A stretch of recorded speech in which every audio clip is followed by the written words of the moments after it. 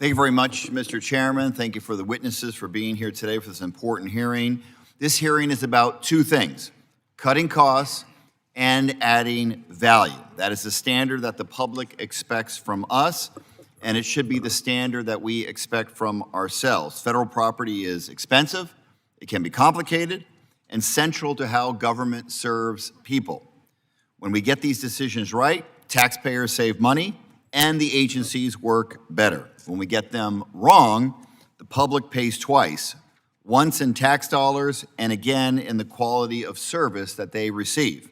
When I was mayor of Phoenix, real efficiency never came from swinging an axe. It came from discipline, planning, knowing exactly how each decision affected the people we were there to serve.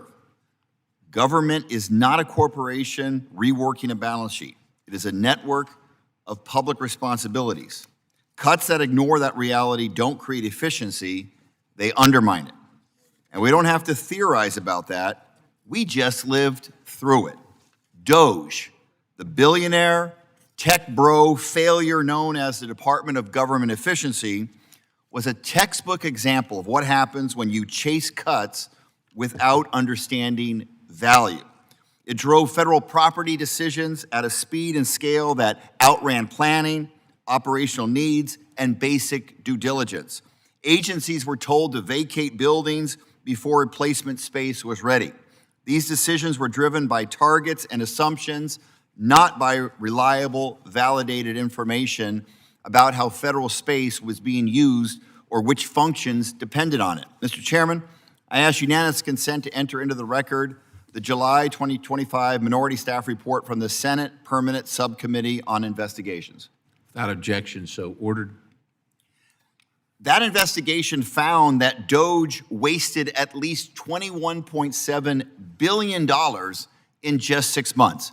It burned $14.8 billion, paying roughly 200,000 employees not to work. Then it pushed more than 100,000 additional workers into administrative limbo, costing taxpayers another $6.1 billion.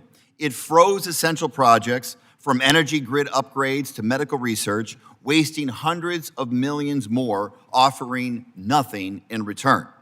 DOGE is a clear example of what happens when you chase cost and ignoring value.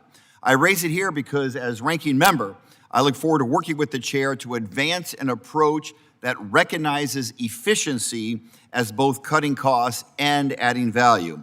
And I thank the chair for making those the focus of today's hearing.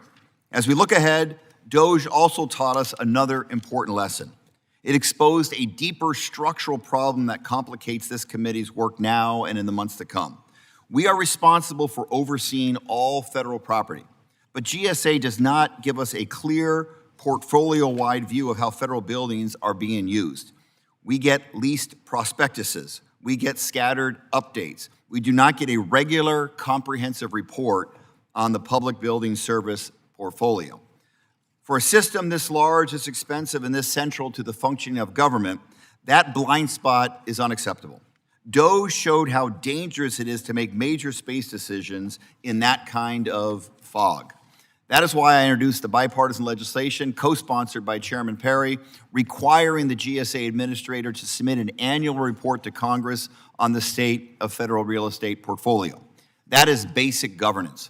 If we want real savings, real accountability, real value, we need complete information about buildings where federal work is done. And we need to ensure that wherever we go next, we are guided by data and the full scope of information. Federal property is a public asset. It should strengthen the work inside it and the people who rely on those services. Today's hearing is an opportunity to learn from DOGE's failures, insist on better data, and set clear expectation that cutting costs and adding value are equally important to the future of federal property. I look forward to the testimony today. Thank you, Mr. Chairman.